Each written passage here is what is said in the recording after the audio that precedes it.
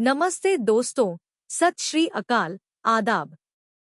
मैं हूं आपकी अपनी डॉक्टर मीरा सिंह। आज का यह वीडियो कोई साधारण स्वास्थ्य सलाह नहीं है। आज मैं आपको कोई कड़वी गोली खाने के लिए नहीं कहूंगी, न ही कोई महंगा सप्लीमेंट खरीदने को कहूंगी। आज मैं आपको एक ऐसा जादू सिखाने वाली हूं, जो आपके बिस्तर पर लेटे-लेटे, बिना एक पैसा खर्च किए, आपके शरीर की सबसे बड़ी समस्याओं को जड़ से उखाड़ फेंकने की ताकत रखता है। जरा सोचिए, रात का समय है। आप अपने बिस्तर पर लेटे हैं। पूरा घर शांत है। दीवार पर लगी घड़ी की टिक टिक की आवाज आपको सुनाई दे रही है। आप सोना चाहते हैं। आपकी आंखें भारी हो रही हैं, लेकिन आपके पैर आपको सोने नहीं दे रहे। कभी लगता है कि पैरों में चींटियां रेंग रही हैं।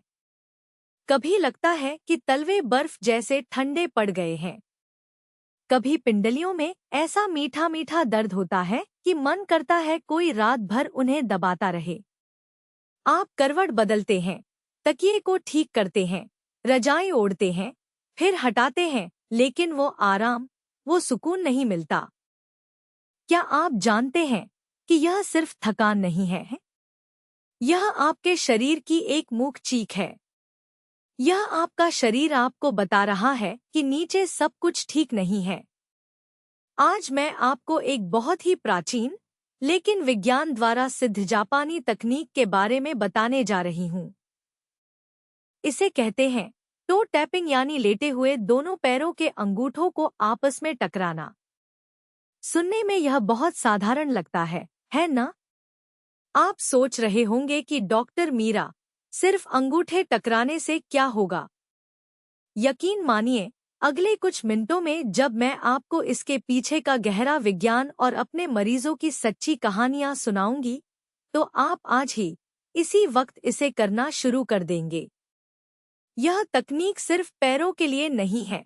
यह आपके दिल, आपके ब्लड प्रेशर, आपकी नींद और आपके मानसिक तनाव के लिए एक अमृत समान है।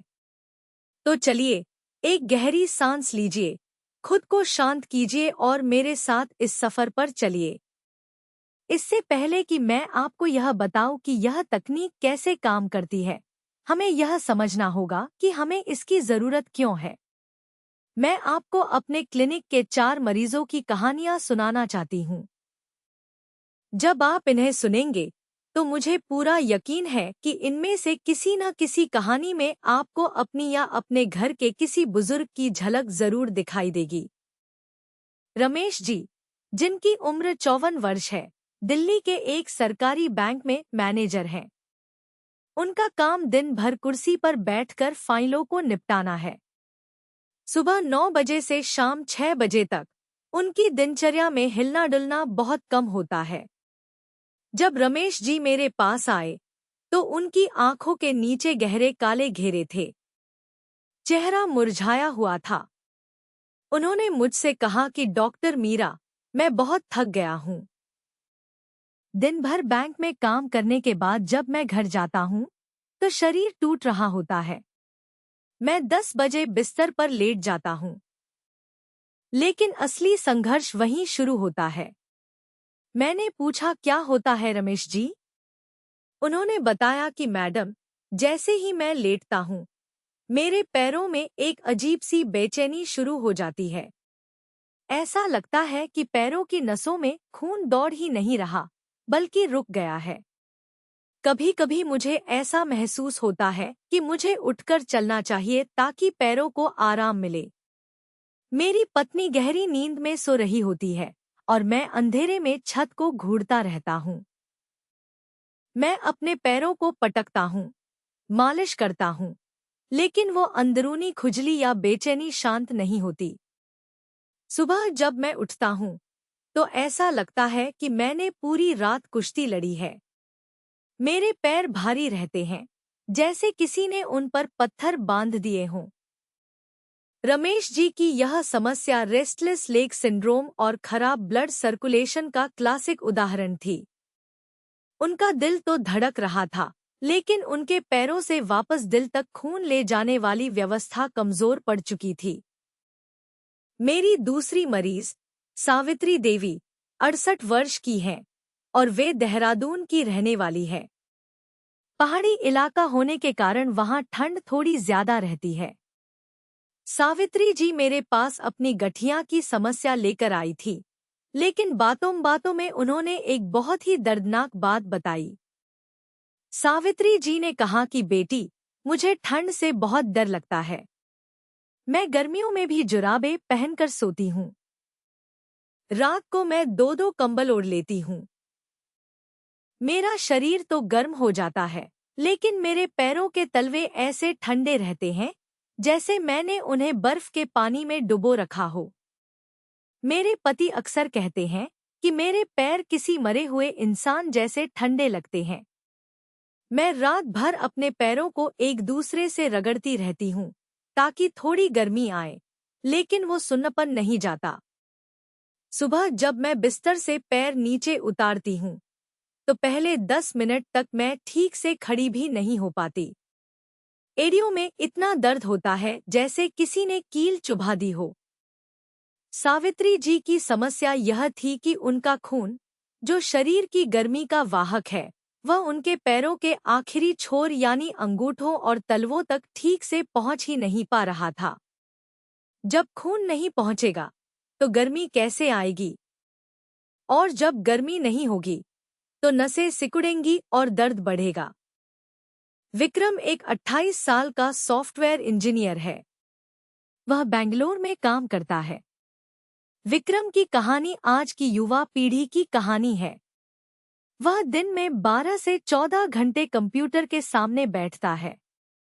विक्रम ने मुझे बताया कि डॉक्टर, मुझे कोई बीमारी नहीं है, लेकिन शाम होते होते मुझे लगता है कि मेरे पैर मेरे शरीर का हिस्सा ही नहीं है। वे सुन्न हो जाते हैं। जब मैं कुर्सी से उठता हूँ तो मुझे झुनझुनी होती है। कभी कभी रात को सोते समय अचानक मेरी पिंडली में इतनी जोर की ऐंठन आती है कि मैं दर्द से चिल्ला पड़ता हूँ। मेरी नींद टूट जाती है और मुझे पैर पकड़कर बैठना पड़ता है। मैं अभी जवान हूँ, फिर मेरे साथ ऐसा क्यों हो रहा है? विक्रम के साथ जो हो रहा था उसे हम वीनस स्टेसिस कहते हैं। लगातार बैठे रहने के कारण गुरुत्वाकर्षण खून को नीचे खींचता है और वह खून पैरों में जमा होने लगता है। इससे मांसपेशियों को ऑक्सीजन नहीं मिलती और वे ऐंठन के रूप में विरोध करती हैं। कमला मासी, जो घर का सारा काम खुद करती हैं, उनकी उम्र 60 के आसपास है। उन्होंने मुझे अपने पैर दिखाए। उनकी एड़ियों के पास और पंजों के ऊपर सूजन थी। उन्होंने अपनी साड़ी थोड़ी ऊपर की ओर दिखाया कि जहां वे जुराबें पहनती थीं या जहां पायल पहनती थी, वहां गहरा निशान बन जाता था। उन्होंने कहा कि डॉक्टर, देखो, अगर मैं यहां उंगली से दबाती हूं तो वहां गड्ढा बन जाता है और वो गड्ढा काफी देर तक भरता नहीं है। शाम को मेरे जूते टाइट हो जाते हैं। मुझे चलने में भारीपन लगता है। यह वाटर रिटेंशन और लिम्फेटिक ब्लॉकेज का संकेत था। उनके शरीर का गंदा पानी और टॉक्सिन्स पैरों से वापस ऊपर नहीं आ पा रहे थे और वहीं जमा हो रहे थे। दोस्तों, इन 4 कहानियों को सुनने के बाद मैं चाहती हूँ कि आप खुद से कुछ सवाल पूछें। अगर इनमें से एक भी लक्षण आपको महसूस होता है तो यह वीडियो आपके लिए ही बना है और आपको टो टैपिंग की सख्त जरूरत है। क्या आपके हाथ पैर अक्सर ठंडे रहते हैं?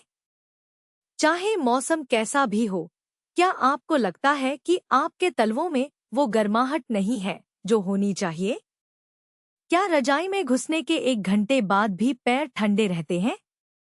क्या आपको रात में पिंडलियों में ऐंठन या बाटे आते हैं? क्या आप कभी गहरी नींद में होते हैं और अचानक पैर की नस चढ़ जाने के कारण दर्द से तड़प उठते हैं? क्या आपके पैरों में सूजन रहती है? क्या शाम होते होते आपके जूते या चप्पल टाइट हो जाते हैं? क्या जुराबों का निशान एड़ियों पर गहरा छप जाता है? क्या आपको रेस्टलेस लेग सिंड्रोम महसूस होता है, यानी लेटे हुए पैरों को हिलाते रहने का मन करना, एक जगह पैर टिकाकर रखने में बेचैनी होना। क्या आपके पैरों में सुन्नपन या झुनझुनी होती है? ऐसा लगना जैसे पैरों में चींटियां चल रही हैं या पैर सो गया है। क्या आपकी एड़ियां सुबह उठते ही दर्द करती हैं? बिस्तर से पहला कदम जमीन पर रखते ही क्या आपको एड़ियों में तेज चुभन महसूस होती है? अगर आपका जवाब हाँ है, तो घबराइए मत। आपका शरीर खराब नहीं हुआ है, बस उसका ट्रैफिक जाम हो गया है।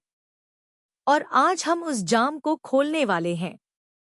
अब आप पूछेंगे कि डॉक्टर मीरा, आखिर पैरों में ही ये सारी समस्याएं क्यों होती हैं?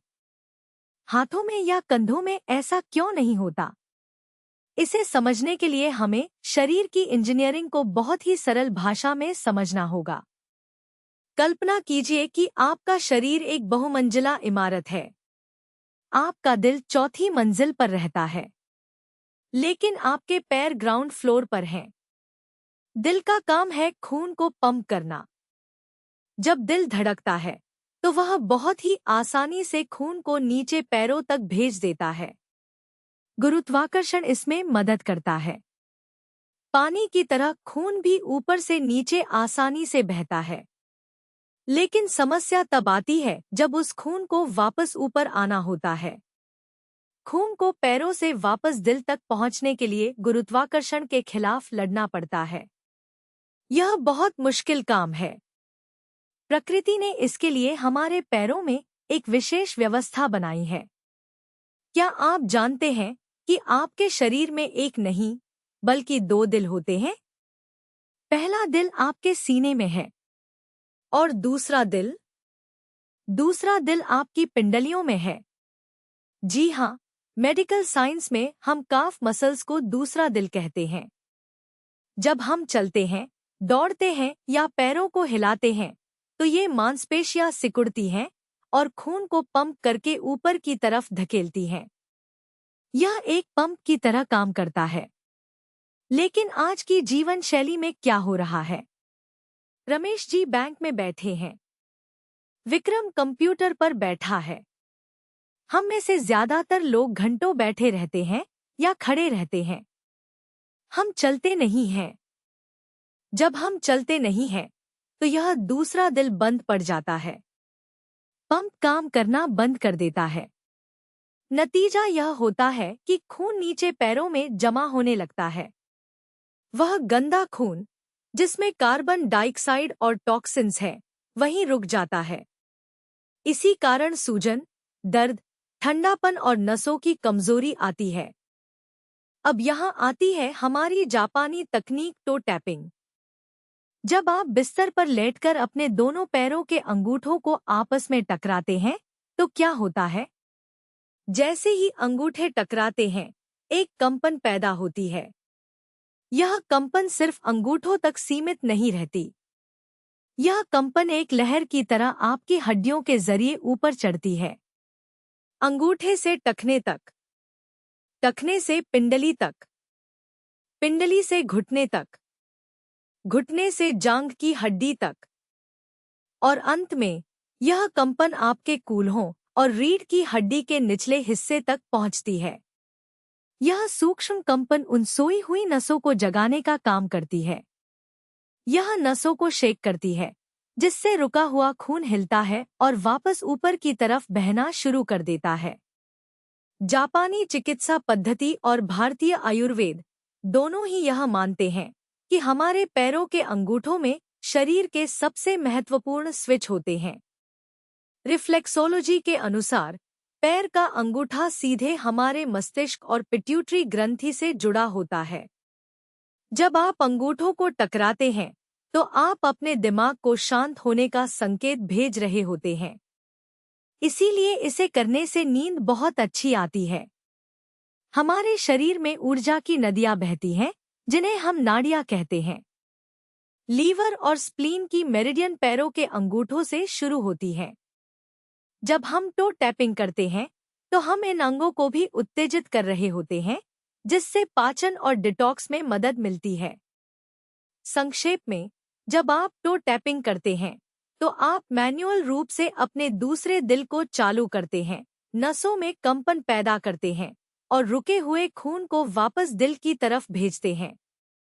अब हम उस हिस्से पर आ गए हैं जिसका आपको बेसब्री से इंतजार था। मैं आपको 5 ऐसे तरीके बताने जा रही हूँ जो आपके ब्लड सर्कुलेशन को पूरी तरह से बदल देंगे। इसमें सबसे प्रमुख हमारी टो टैपिंग तकनीक है, लेकिन उसके साथ 4 और सहायक क्रियाएं हैं जो इसके असर को 10 गुना बढ़ा देंगी। मैं हर एक विधि को बहुत ही बारीकी से समझाऊंगी। आपको बिल्कुल वैसे ही करना है जैसे मैं बता रही हूँ। सबसे पहले बात करते हैं टो टैपिंग की। याद कीजिए रमेश जी को, जिन्हें रात में बेचैनी की समस्या थी। मैंने उन्हें केवल यही एक व्यायाम बताया था। मैंने उनसे कहा कि रमेश जी, जब आप रात को लेटें और नींद न आए तो चिढ़ने की जगह बस अपनी आंखें बंद करें और इस क्रिया को शुरू कर दें। पहले दिन उन्हें लगा यह मजाक है, लेकिन तीसरे दिन उन्होंने मुझे फोन किया और कहा कि मैडम, मुझे पता ही नहीं चला कि मैं कब गिनती करते करते सो गया। इसे करने के लिए अपने बिस्तर पर पीठ के बल सीधे लेट जाएं। तकिया ज्यादा ऊंचा न हो ताकि आपकी गर्दन सीधी रहे। अपने दोनों हाथों को शरीर के बगल में आराम से रख लें। पैरों को सीधा करें और पैरों के बीच थोड़ी दूरी रखें। अब अपनी एड़ियों को एक धुरी मान लें। एड़ियां बिस्तर पर टिकी रहेंगी, उन्हें उठाना नहीं है। अपने पंजों को ढीला छोड़ दें। सामान्य स्थिति में आपके पंजे बाहर की तरफ गिरे हुए होंगे। अब दोनों पैरों के अंगूठों को एक साथ अंदर की तरफ लाएं और आपस में टकराएं। जैसे ही वे टकराएं, उन्हें वापस बाहर की तरफ गिरने दें। फिर से अंदर लाएं और टकराएं। यह क्रिया एक लय में होनी चाहिए। अंदर टकराना, बाहर ढीला छोड़ना। बहुत तेज नहीं करना है और बहुत धीरे भी नहीं। 1 सेकंड में लगभग 1 या 2 बार टकरा सकते हैं। शुरुआत में आपको 200 बार करना है। जी हाँ, गिनती करें। 1, 2, 3, 4। गिनती करने से 2 फायदे होंगे। एक तो आपका व्यायाम होगा और दूसरा, आपका दिमाग जो इधर-उधर की चिंताओं में लगा था, वो अब गिनती पर केंद्रित हो जाएगा। यह एक तरह का मेडिटेशन है। आंखें बंद रखें। जब आप टैप कर रहे हों, तो ध्यान दें कि कंपन कहाँ तक जा रहा है। आप महसूस करेंगे कि एक हल्की सी झंझनाहट एड़ियों से शुरू होकर घुटनों तक और फिर जांघों तक जा रही है। यह महसूस करें कि आपकी जांघों की हड्डियां अपने सॉकेट में हल्का सा हिल रही हैं। इससे कूल हों का तनाव भी दूर होगा। पैरों को बहुत जोर से नहीं टकराना है कि चोट लग जाए। बस इतना कि एक कंपन पैदा हो। अगर घुटनों में दर्द है, तो घुटनों के नीचे एक पतला तकिया या तौलिया रख सकते हैं। इसे नियमित रूप से करने के 1 हफ्ते बाद आप देखेंगे कि आपके पैर गर्म होने लगे हैं। रात की वो बेचैनी गायब हो जाएगी। और सबसे बड़ी बात, आप गिनती पूरी होने से पहले ही गहरी नींद में चले जाएंगे। टो टैपिंग के बाद दूसरा सबसे शक्तिशाली तरीका है अपने टखनों को घुमाना। हमारे टखने शरीर के सबसे संकरे हिस्से में से एक हैं, जहां नसों का गुच्छा होता है। यहाँ अक्सर ऊर्जा और खून अटक जाता है। कमला मासी, जिनकी एड़ियों में सूजन थी, उनके लिए यह रामबाण साबित हुआ। सूजन का मुख्य कारण था कि उनका टखना जाम हो गया था और वहां से लिम्फ ऊपर नहीं चढ़ पा रहा था। जब आप टखने को पूरा गोल घुमाते हैं, तो आप उन सभी नसों और वाहिकाओं को खींचते और ढीला करते हैं जो पैर को टांग से जोड़ती हैं। यह एक वाल्व खोलने जैसा है। उसी अवस्था में लेटे रहें। अब दोनों पैरों के पंजों को एक साथ पहले आगे की तरफ पूरा तानें। इतना तानें कि पिंडलियों में खिंचाव महसूस हो। 5 सेकंड रोकें। अब पंजों को अपनी तरफ खींचें। एड़ियां बाहर की तरफ निकलेंगी। 5 सेकंड रोकें। अब दोनों पंजों को एक साथ गोल घुमाना शुरू करें। बड़ा सा शून्य बनाने की कोशिश करें। सिर्फ पंजा नहीं, पूरा टखना घूमना चाहिए। 10 बार सीधा और 10 बार उल्टा घुमाएं। जब आप पंजों को अपनी तरफ खींचते हैं तो महसूस करें कि कैसे आपकी पिंडलियों की नसें खुल रही हैं। यह क्रिया वेरिकोज वेन्स के मरीजों के लिए बहुत फायदेमंद है। तीसरा समाधान थोड़ा मेहनत वाला है, लेकिन इसका असर तुरंत होता है। इसे हम पिंडलियों की मालिश या मिल्किंग द मसल कहते हैं। विक्रम, जिसे रात में अचानक ऐंठन आती थी, उसके लिए यह तकनीक जीवन रक्षक बनी। ऐंठन का मतलब है कि मांसपेशी में लैक्टिक एसिड जमा हो गया है और ऑक्सीजन नहीं है। उसे मैन्युअल रूप से हटाना पड़ता है। जैसा मैंने बताया, पिंडलियां हमारा दूसरा दिल है। अगर यह दिल खुद पंप नहीं कर पा रहा, तो हम इसे अपने हाथों से दबाकर पंप करवाएंगे। बिस्तर पर बैठ जाएं। एक पैर को घुटने से मोड़कर खड़ा कर लें। अपने दोनों हाथों का इस्तेमाल करें। टखने के ठीक ऊपर से अपनी पिंडली को दोनों हाथों से पकड़ें। दबाते हुए ऊपर घुटने की तरफ बढ़ें। नीचे से ऊपर की तरफ दबाना है, यानी दिल की दिशा में। ऊपर से नीचे कभी नहीं दबाना, यह वाल्व को खराब कर सकता है। कल्पना करें कि आप टूथपेस्ट की ट्यूब में से टूथपेस्ट निकाल रहे हैं। ठीक वैसे ही आपको अपनी नसों में से गंदा खून ऊपर की तरफ धकेलना है। हर पैर में 10 से 15 बार यह नीचे से ऊपर वाला स्ट्रोक लगाएं। अगर आपके पास कोई तेल है तो यह और भी अच्छा होगा, लेकिन सूखे हाथों से भी यह बहुत प्रभावी है। आप महसूस करेंगे कि जैसे जैसे आप दबाते हुए ऊपर जा रहे हैं, पैर का भारीपन कम हो रहा है। वह पत्थर जैसा सख्तपन पिघलकर मक्खन जैसा हो रहा है।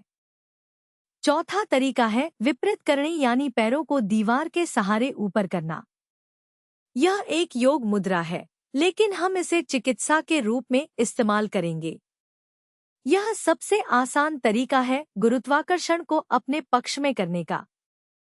सावित्री देवी, जिनके पैर हमेशा ठंडे रहते थे, मैंने उन्हें बताया कि जब तक खून का पुराना जमाव नहीं हटेगा, नया गर्म खून नहीं आएगा। इस मुद्रा ने उनके पैरों के पुराने ठंडे खून को खाली करने में मदद की। जब आप पैरों को ऊपर करते हैं, तो गुरुत्वाकर्षण खून को नीचे खींचने के बजाय उसे पैरों से वापस पेट और दिल की तरफ खींचता है। यह नसों को रीसेट करने जैसा है। अपने बिस्तर को दीवार के पास खिसकाएं या फर्श पर दीवार के पास लेट जाएं।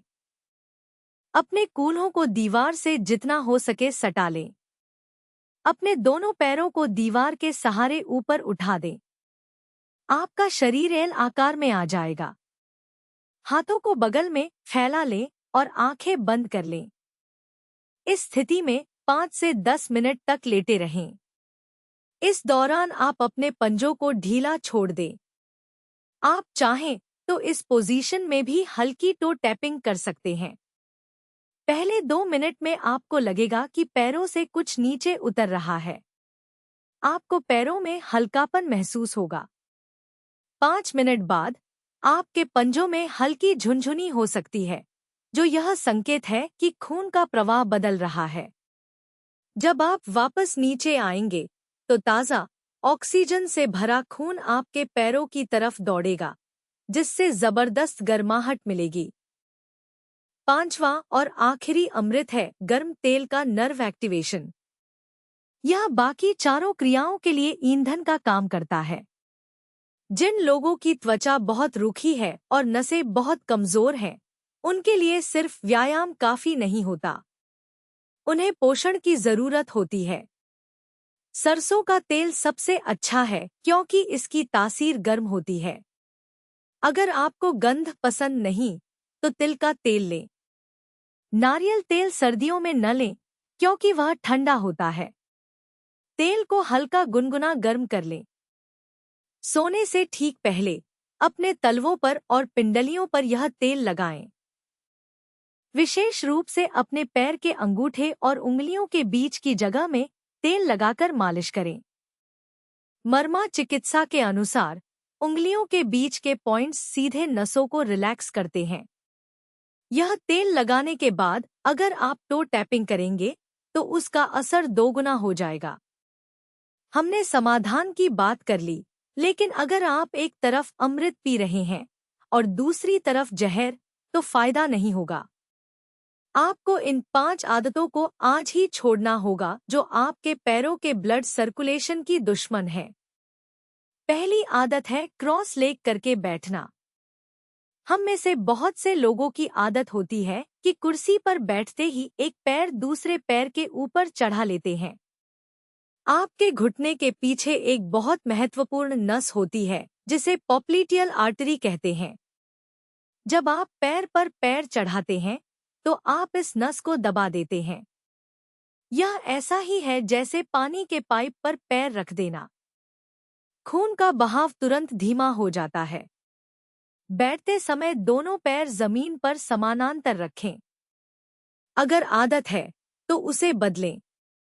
दूसरी आदत है बहुत टाइट कपड़े पहनना। फैशन के नाम पर हम अक्सर खुद को नुकसान पहुंचाते हैं। बहुत टाइट जीन्स, लेगिंग्स या ऐसी जुराबें जिनका इलास्टिक बहुत सख्त हो, यह आपकी कमर और जांघों के आसपास एक सख्त घेरे का काम करता है। यह लिम्फेटिक ड्रेनेज को रोकता है। घर आते ही ढीले ढाले कपड़े पहनें। सोते समय कभी भी टाइट इलास्टिक वाली जुराबें न पहनें। अगर जुराबें पहननी है तो डायबिटिक सॉक्स या ढीली ऊनी जुराबें पहनें। तीसरी आदत है पानी कम पीना। आप सोचेंगे पानी का पैरों से क्या लेना देना। जब आप पानी कम पीते हैं तो आपका खून गाढ़ा हो जाता है। गाढ़े खून को पंप करना दिल और पैरों की नसों के लिए बहुत मुश्किल होता है। गाढ़ा खून ही क्लॉटिंग और सुन्नपन का कारण बनता है।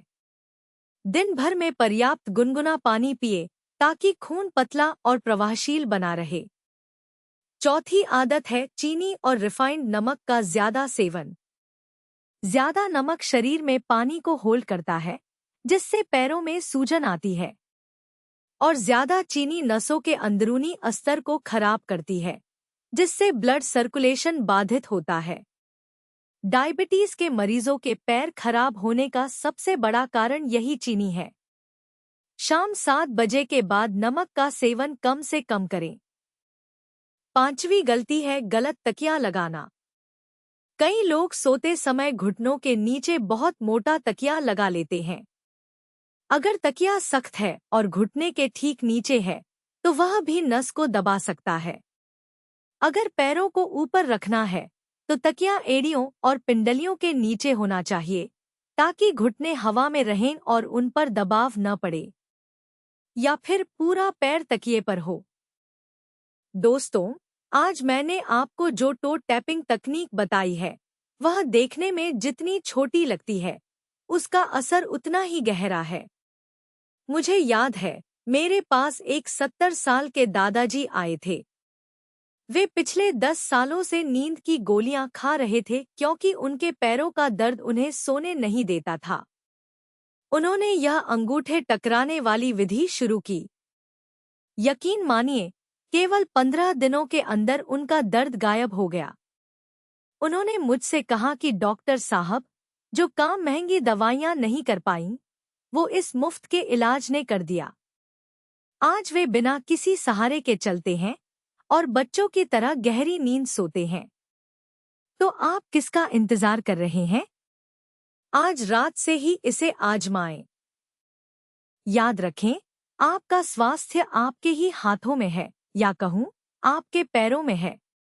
इस वीडियो को अपने परिवार और दोस्तों के साथ जरूर शेयर करें, क्योंकि अच्छी सेहत बांटने से बढ़ती है। अगर आपके मन में कोई सवाल है तो कमेंट में पूछें। चैनल को सब्सक्राइब करें और बेल आइकन दबाएं। स्वस्थ रहें, मस्त रहें। जय हिंद।